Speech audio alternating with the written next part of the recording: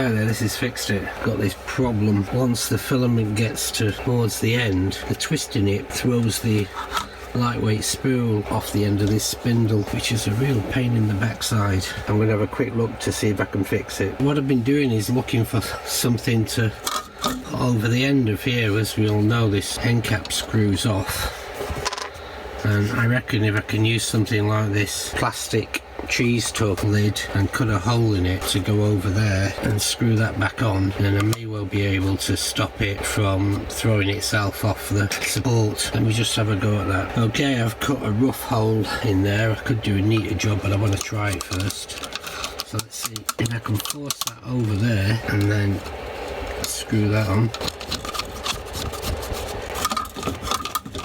Then that's going to stop that spool from throwing off the end. So let's give it a try. As you can see, the cheese container top with the hole in it is doing the job of holding the spool in place as the printer's working. So what I'll do now is I will print myself up a circular plate to go in its place. So I have a good plate in order to stop the spool coming off again. Hope you liked the video. Please don't forget to subscribe to the channel and check out my money saving tips.